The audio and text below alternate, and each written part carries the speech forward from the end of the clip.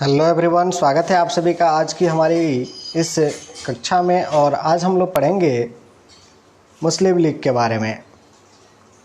मुस्लिम league क्या थी, क्या इसके आइडियोलॉजी थे, कौन इसके बड़े नेता थे और इसने भारत के राष्ट्रीय आंदोलन के समय क्या अपनी रणनीति रखी, इसके बारे में हम लोग इस टॉपिक में क्लियर करने वाले हैं। आइए देखते हैं। दे रहा है कि 1857 ईस्वी के विद्रोह में हिंदू मुस्लिम एकता ने अंग्रेज़ों को अचंभित कर दिया था।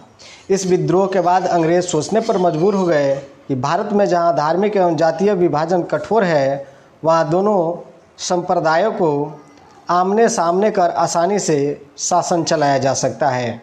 यही फूट डालो और शासन करो की नीति की चरम परिणति थी। यही कारण था कि 1887 में लॉर्ड डफरिन ने कांग्रेस को हिंदुओं का पार्टी कहकर संबोधित किया था। साथ ही विलियम हंटर नामक अंग्रेज़ ने अपनी पुस्तक में अंग्रेज मुस्लिम मित्रता पर काफ़ी बल दिया था।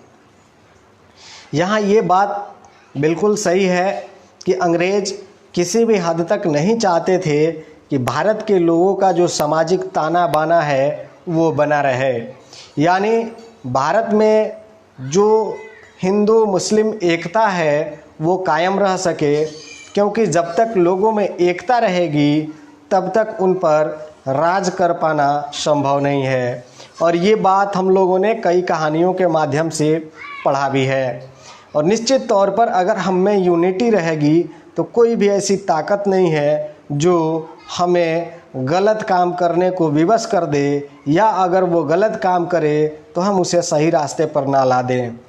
लेकिन अंग्रेज जो थे वो बहुत ज़्यादा शातिर दिमाग के थे और ऐसी स्थिति में वो चाहते थे कि हिंदू मुस्लिम एकता कभी भी बनी नहीं रहे, क्योंकि 1857 की क्रांति में आप लोगों ने देखा था कि बहुत से ऐसे हिंदू और मुस्लिम लोगों ने मिल कर के अंग्रेजी शासन को उखाड़ फेंकने में मदद की थी।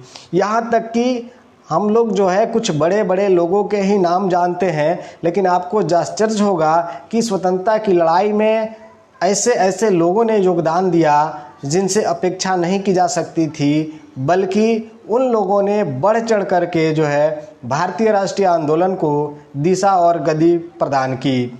रेड एरिया की बात आती है, रेड लाइट एरिया की बात आती है, वहाँ की महिलाओं ने जो है अपने जो देश की सेवा थी उसमें अपना पूरा जीवन समर्पित किया।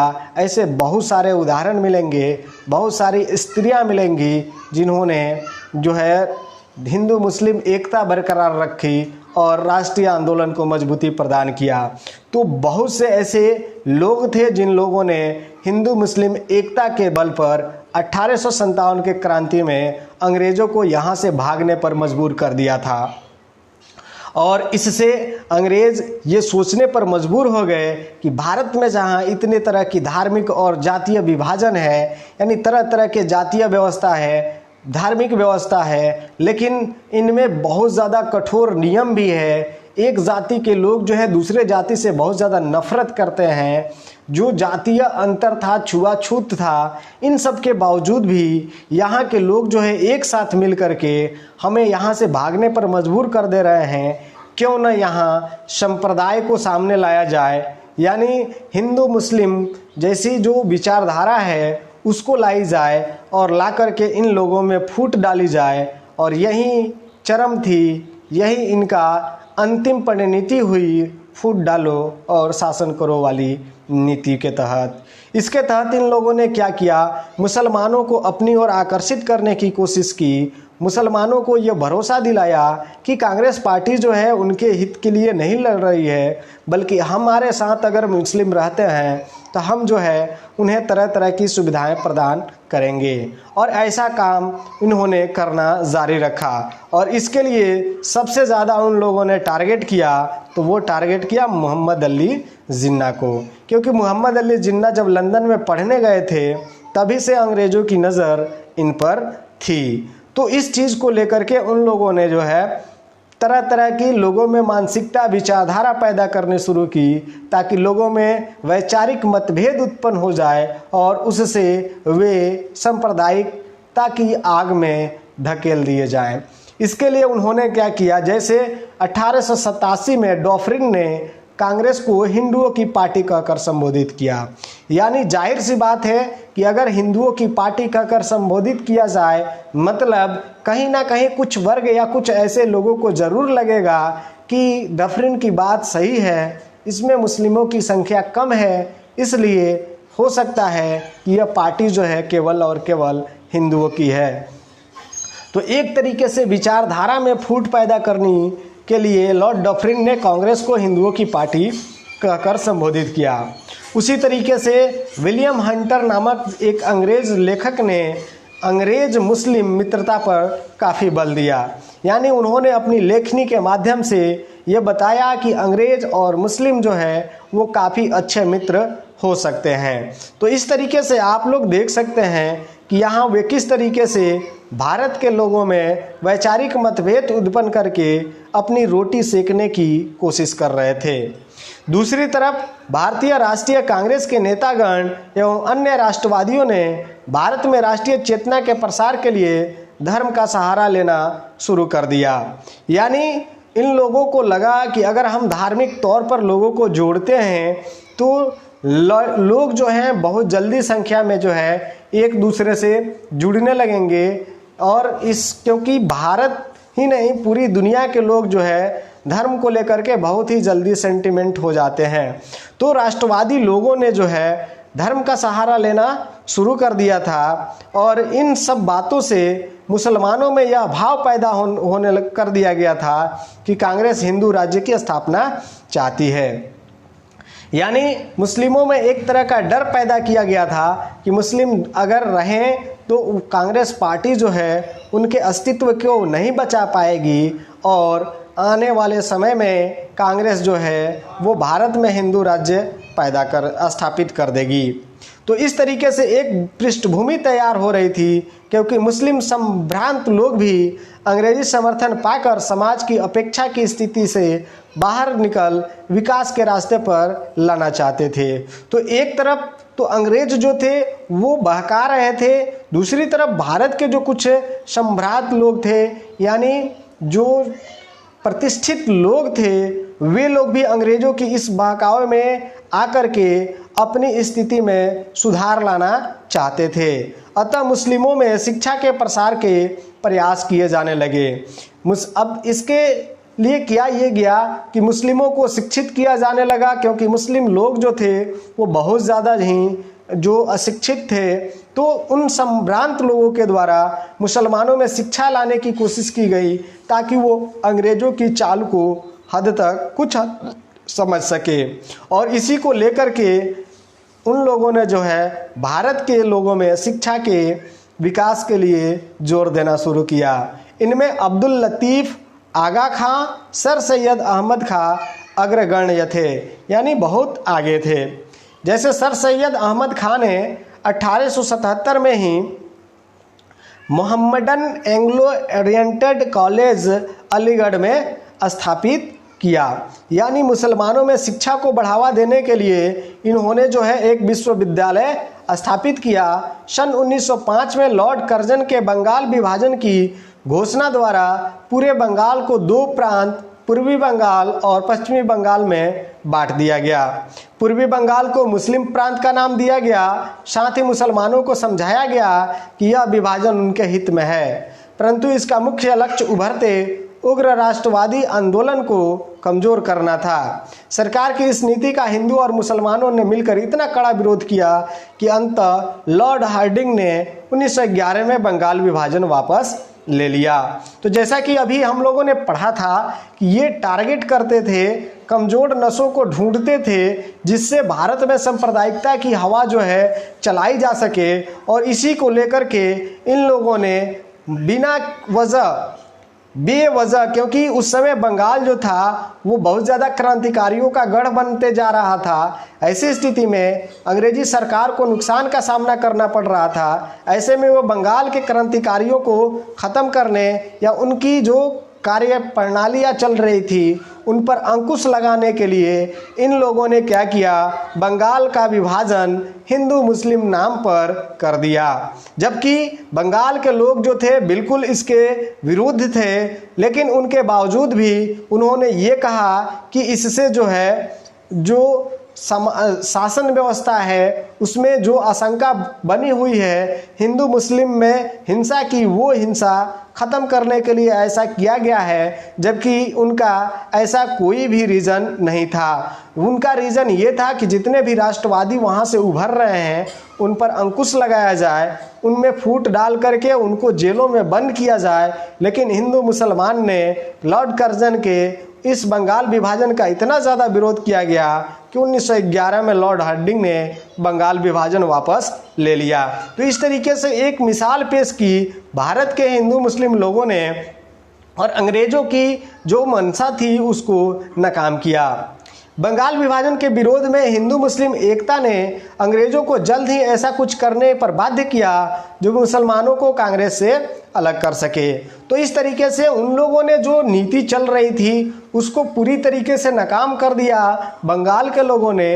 तो ऐसे में इन लोगों को लगा कि हमको जल्द ही कुछ ऐसा करना होगा जिससे मुसलमानों को लगे कि वो कांग्रेस पार्टी से अलग हैं, और इसी नीति पर अमल किया लॉर्ड मिंटो ने। इसने क्या किया कि इसने अपने निजी सचिव जो थे, जिनका नाम था डनलप स्मिथ, एवं अलीगढ़ कॉलेज के प्रिंसिपल आर्कवाइल्ड के माध्यम से मुस्लिम प्रतिनिधि मंडल से मिलने की बात कही। यानी जब कांग्रेस पार्टी थी तो इन लोगों को कांग्रेस पार्टी से मिलना चाहिए था, लेकिन इन लोगों ने कांग्रेस पार्टी से न मिल करके मुस्लिमों के जो प्रतिनिधित्व मंडल थे, मुस्लिमों के जो प्रतिनिधि थे, उनसे मिलने के लिए इन लोगों ने जो है अपना बात रखा। इसी परिप्रेक्ष्य में नवाब मोहसिन उल मुल्क 35 प्रमुख मुस्लिम नेताओं का प्रतिनिधिमंडल लेकर सर आगा खां के नेतृत्व में अक्टूबर 1906 में उनसे मिला, और इस तरह आगा खां ने मुस्लिम लीग की नींव डाली। तो आपने देखा कि अंग्रेज जो चाहते थे वो उसमें सफल हुए। उन लोगों ने क्या किया कि कांग्रेस को ये साबित करने की कोशिश की कि वो हिंदुओं की पार्टी है, और इस पर अमल करते हुए ये मुस्लिम प्रतिनिधियों से मिले और मुस्लिम प्रतिनिधियों को नेतृत्व में लाया मोहसिन उल मुल्क, और इसने 35 अन्य मुस्लिम नेताओं को लेकर के लॉर्ड मिंटो और आर्कवाइल्ड से मुलाकात की, और उसके बाद 1906 ईस्वी में आगा खां के नेतृत्व में मुस्लिम लीग की नींव पड़ गई। तो मुस्लिम लीग की नींव पड़ जाने की वजह से मुस्लिम लीग जो थी वो अब मुसलमानों का केवल प्रतिनिधित्व करने लगी। उसके बाद ढाका के नवाब समीउल्लाह खान ने ऑल इंडिया मुस्लिम कॉन्फिडेंसी नामक संस्था का सुझाव दिया, और इसका सम्मेलन ढाका में 30 दिसंबर 1906 को बुलाया गया, जहां इसका नाम बदलकर ऑल इंडिया मुस्लिम लीग रखा गया और एक अखिल भारतीय मुस्लिम संगठन की नींव पड़ गई। तो बांग्लादेश के ढाका में क्या किया, समीउल्लाह खान ने पूरे इंडिया के जो मुस्लिम थे, ऑल इंडिया मुस्लिम जो थे, उन सभी का एक सम्मेलन बुलाया, और उस सम्मेलन जो था वो ढाका में 30 दिसंबर 1906 को संपन्न हुआ। और उस सम्मेलन में ही जो कॉन्फिडेंसी नामक संस्था का सुझाव दिया गया था उसका नाम बदला गया, और नाम बदल करके ऑल इंडिया मुस्लिम लीग रख दिया गया। तो ऑल इंडिया मुस्लिम लीग जो थी वो एक अखिल भारतीय पार्टी बन गई, यानी पूरे भारत स्तर पर जो है वो मुसलमानों का प्रतिनिधित्व करने लगी। अर्थात अंग्रेज जिस उद्देश्य पूर्ति के लिए जो भारत के लोगों में फूट डालना चाहते थे वो उनके कार्य पूरे हुए। इस मुस्लिम लीग पार्टी की स्थापना जिस उद्देश्य की पूर्ति हेतु की गई थी उनमें मुसलमानों को सरकारी सेवाओं में उचित अनुपात में स्थान दिलाना, न्यायाधीशों के पदों पर भी मुसलमानों को जगह दिलाना, विधान परिषद के लिए अलग निर्वाचक मंडल बनाना, काउंसिल की नियुक्ति में मुसलमानों के हितों की सुरक्षा करना इसका मुख्य उद्देश्य था। तो मुस्लिम पार्टी की जो स्थापना की गई, मुस्लिम लीग की जो स्थापना की गई उसके क्या उद्देश्य थे, तो उनमें सबसे पहला उद्देश्य था कि मुसलमानों को सरकारों में सरकारी सेवाओं में उचित अनुपात में स्थान दिलाना, यानी मुसलमानों की संख्या के अनुसार उनको सरकारी नौकरी दिलाना। उसी तरीके से जो जज होते हैं उनके पदों पर भी मुसलमानों को स्थान दिलाना। इसके अलावा विधानमंडल के लिए एक अलग निर्वाचन मंडल बनाना जिसमें मुस्लिमों के लिए आरक्षण की व्यवस्था की गई हो। इसके अलावा जो काउंसिल नियुक्त होते हैं उन वैसे काउंसिल को नियुक्त किए जाएं जो मुसलमानों के हितों की रक्षा कर सके। तो इन सारे उद्देश्यों को लेकर के मुस्लिम लीग की स्थापना 1906 में ढाका में हो गई। अंग्रेजों ने इस घटना को युगांतकारी मानते हुए कहा कि हमने लगभग 7 करोड़ लोगों को अपने पक्ष में कर लिया, यानी जो मुस्लिम वर्ग के लोग थे उन लोगों को अंग्रेजों ने अपनी चाल के माध्यम से अपनी ओर आकर्षित कर लिया। इसी को पुख्ता करने के लिए 1909 के सुधार अधिनियम में आंशिक रूप से मुस्लिमों के हितों को ध्यान रखते हुए सांप्रदायिकता का बीज बोया गया। परंतु सन 1916 में कांग्रेस और मुस्लिम लीग में समझौता हो गया और राष्ट्रवादी मुसलमान नेताओं जैसे हकीम अजमल खां, डॉक्टर अंसारी, डॉक्टर किचलू, मौलाना अब्दुल कलाम आज़ाद, मौलाना मजहरुल हक आदि ने कांग्रेस के साथ मिलकर आंदोलन को आगे बढ़ाया। विभिन्न चुनावों में मुस्लिम लोग को उचित सफलता नहीं मिलता है। यही प्रमाणित है कि लीग का आधार मुस्लिम जनता में व्यापक नहीं हो पाया था और कांग्रेस ही देश का नेतृत्व करने वाली एकमात्र पार्टी थी। तो इसके लिए जब मुस्लिम लीग की स्थापना हो गई तो मुस्लिम लीग की स्थापना को होने के बाद उन लोगों ने जो है मुसलमानों के लिए 1909 के जो सुधार हुए उसमें इन लोगों ने क्या किया कि उन लोगों को उचित प्रतिनिधित्व दिया गया मुसलमानों को, और अलग जो है सांप्रदायिक निर्वाचन आधार पर सांप्रदायिकता के आधार पर निर्वाचन प्रणाली अपनाई गई। तो ये प्रयास किया गया अंग्रेजों के द्वारा जो है भारत के लोगों में सांप्रदायिकता का बीज बोने की। लेकिन 1916 में क्या हुआ, कांग्रेस और मुस्लिम लीग में समझौता हो गया, यानी कांग्रेस और मुस्लिम लीग एक हो गई और इन नेताओं ने महत्वपूर्ण भूमिका निभाई। लेकिन उन सब के बावजूद भी कांग्रेस और मुस्लिम लीग मिल करके जो है चुनाव लड़ी।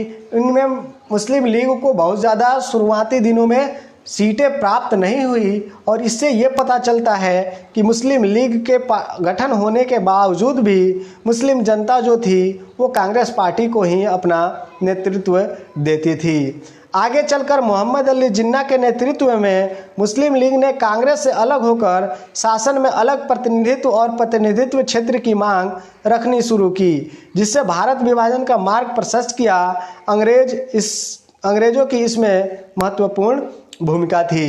तो निश्चित तौर पर इसमें अंग्रेजों की ही भूमिका थी और इसके लिए मैंने आपको बताया कि मोहम्मद अली जिन्ना जो था वो लंदन में जब पढ़ने गया तभी से अंग्रेज़ों ने इनको टारगेट करना शुरू कर रखा था, क्योंकि इनकी सोच जो थी थोड़ी सी सांप्रदायिकता को लेकर के मुसलमानों के पक्ष में थी और इसको लेकर के उन लोगों ने इनको टारगेट करना शुरू किया। और टारगेट करने का परिणाम ये हुआ कि मुस्लिम लीग की जो सभाएं होती थी उसमें अगर मोहम्मद अली जिन्ना कहीं अगर छोटा सा भाषण भी देते थे तो उसको हेडलाइन में अंग्रेजी अखबारों में प्रकाशित किया जाता था। वहीं भारत के लोग अच्छे अच्छे काम करने के बावजूद भी अंग्रेजी अखबारों में जगह नहीं ले पाते थे, जबकि मुस्लिम लीग को अच्छे स्थान प्राप्त होते थे उन अखबारों में। तो मुस्लिम लीग को एक तरीके से कहा जाए कि प्रमोट किया अंग्रेजी मीडिया ने और लोगों को ये दिखलाया कि मुस्लिम लीग के जो नेता हैं मोहम्मद अली जिन्ना जो है निश्चित तौर पर मुसलमानों के लिए अच्छे काम करेंगे। लेकिन ऐसा कुछ भी नहीं था। मोहम्मद अली जिन्ना जो थे बहुत से ऐसी सभाओं में गए जहां उनको लोगों ने जो है बुरा व्यवहार किया, उनको जूते चप्पलों की माला पहनाई। लेकिन इससे भी बड़ी बात यह है कि अंग्रेज़ जो थे जिस मकसद को लेकर के उन्होंने मुस्लिम लीग को टारगेट किया था, मुस्लिम लीग को चुना था, वे इस मामले में सफल हुए। भारत में फूट की नीति डाली गई और इसके आधार पर मोहम्मद अली जिन्ना ने अलग प्रतिनिधित्व की मांग रखी, यानी मुसलमानों के लिए अलग प्रतिनिधि रहें, वो मुसलमानों का प्रतिनिधित्व करें। और इसी को लेकर के, इसी आइडियोलॉजी को लेकर के उन्होंने जो है भारत की जो ताने बाने थे उसको ख़त्म किया और जो कुछ हुआ वो जग जाहिर है। भारत विभाजन की ओर आ गया, भारत का विभाजन हुआ और उससे जो पीड़ा उत्पन्न हुई, उससे किस तरीके से भारत के लोग जो है गुजरे, ये कह पाना मुश्किल है। तो बस आज के लिए इतना ही। मिलते हैं फिर अगली वीडियो में। स्वराज पार्टी के पढ़ेंगे हम उसमें। तब तक आप पढ़ते रहें, सीखते रहें, देखते रहें। धन्यवाद।